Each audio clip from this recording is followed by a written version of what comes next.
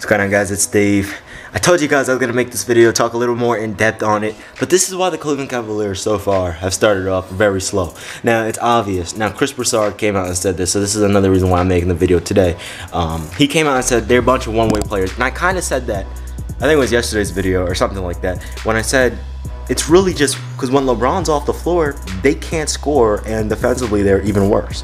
You know, and I said it's going to take LeBron James averaging 50 in order for this team to win, and that's 100% correct. However, now that Derrick Rose is back, if D Rose can play aggressive and LeBron plays aggressive, but it's not just that. You need Dwayne Wade to play aggressive. I don't know what's up with Dwayne Wade this year.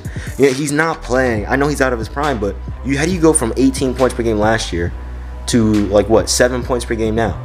Okay, and on top of that, obviously Isaiah Thomas is injured, so you have all of this coming into play. And you know what the crazy thing is? It's like once Isaiah Thomas comes back, they're going to be so much better because offensively, those 30 points per game is going to be detrimental.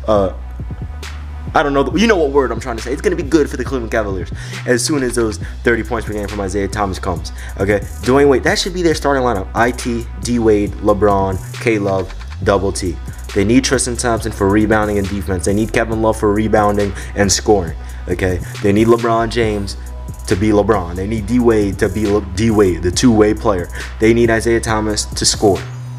Okay, but the thing that bothers me the most is that they just still don't utilize Kevin Love enough. I've said this ever since they drafted him, and people say, Steve, you don't know what you're talking about. Listen, Kevin Love, yes, he can play spot up, but he's most dominant in the low post. Just throw him the ball in the low post and let him eat. I don't know why they're not doing that. Instead, they have Jay Crowder, Kyle Korver, they have J.R. Smith. You know, J.R. can sometimes play both ends of the court when he wants to. But if you look at the team, I mean, Jay Crowder is a defensive player. He ain't going to give you buckets, okay? Kyle Korver's a shooter. He can't play defense for his life. Isaiah Thomas is a scorer. He can't play defense for his life. He was the worst defensive player in the league last year. Okay? So you have all of these people, and you know, it's like they need two-way players. If you look at the Warriors, Stephen Curry, he's improved defensively. He's sort of a two-way player now. Kevin Durant is a two-way player. Klay Thompson is a two-way player. Draymond Green is a two-way player. Okay? If you look at the Oklahoma City Thunder, Paul George is a two-way player. Okay? Even if you look at you know, the Boston Celtics, Kyrie's not a two-way player, but Al Horford is. Okay, so these players, besides their star players, have two-way players. Okay, and that Cleveland has that. They just don't utilize it, and the players are playing lazy. You know, they just that's just a weird start to the season. It's very bad, actually. It's embarrassing. You know, and it confuses me because when you look at this team on paper, it's like it's the most help LeBron has ever had. Okay, but for some reason they start off terrible. It's crazy, and I honestly think it's just because they just, Tyronn Lue isn't utilizing Kevin Love right. I think that's the most important thing, because if you can start bullying people in the low post, you just change the whole momentum of the game, because you slow it down and you play a half-court set. Most teams can't do that anymore. Most teams can't play the half-court set anymore. Okay? Most teams are run and gun, so if you can do that, you'll be good. All right? You have Kevin Love. If Tyronn Lue can utilize him, I guarantee you they'll improve. Derrick Rose needs to come back. They need to bring Dwayne Wade back in the starting lineup. I don't know why they put him back on the bench after 2 games. 2 games. You know, I made a video saying that didn't make sense to me. After 2 freaking games, you're going to tell me you're going to put Dwayne Wade on the bench. Come on, man. That doesn't make sense. I don't care if he's out of his prime. This is Dwayne Wade, a two-way player. You need him. Okay? Their starting lineup right now should be Derrick Rose, Dwayne Wade, LeBron James, Kevin Love, Tristan Thompson. I don't know why they started the season starting out Jay Crowder over Tristan Thompson. That does not make any sense defensively. Why do you need that extra perimeter player? Think about it. You have D Wade on the perimeter. You have Derrick Rose on the perimeter. They both can play defense. You have LeBron on the perimeter. He can play defense.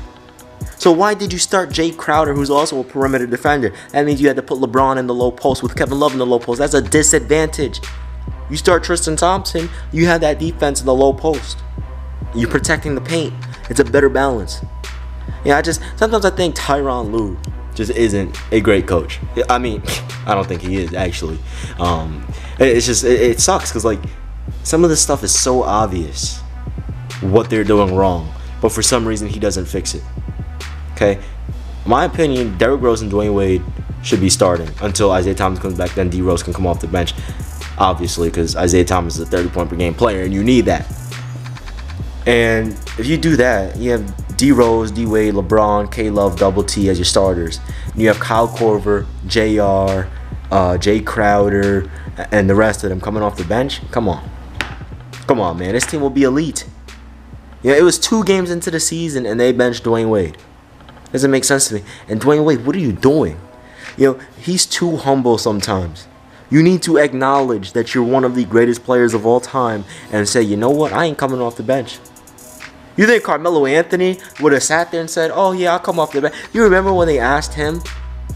Oh, right before the season started, they asked Melo. They were like, oh, are you going to come off the bench? And Melo was like, do you know who I am? Have you seen my resume? 25, 7, and 3 for my career coming off the bench. Are you out of your mind? That's what D Wade needs to do. It does not make sense that he's coming off the bench. I don't give a damn how old this man is. He's still better than 95% of the league. Okay? He may not be playing like it right now, but the season just started. It's going to be alright for Cleveland. All you Cavalier fans, you're going to be alright. All the LeBron haters that are upset, or happy actually, that he's struggling and all of this, I don't know why you're hyped, because he's still going to make the finals for the 8th straight year. Okay? Who knows if he'll win? Who knows if he's going to play OKC? Who knows if he's going to play the Golden State Warriors? I can't wait for my man Kawhi Leonard to come back. Now, even if he comes back, they're not going to beat the Golden State Warriors, but I want to see Kawhi Leonard come back. Because I'm tired of seeing the Warriors win. I'm just tired of it. I want someone else to win. I just want someone else to win. It actually gets a little boring seeing LeBron and the Cavs versus Curry and the Warriors every single year. And it's probably going to be again for the 4th straight year. And I mean, it's good in terms of rivalries, but it's like, come on. Come on. Can we please see Melo in the finals? Can we see Kawhi in the finals again in his prime? Because that was pre-prime Kawhi behind Tony Parker, Manu, and Timmy D. Even though he won Finals MVP, rhyming accidentally. Let me stop. You know what I'm saying? You know what I mean? So come on, man. This is complete nonsense. You haters out there that hate on my man LeBron. Come on, dude. I'm telling you, he's still gonna make the finals. Who knows if he's gonna win?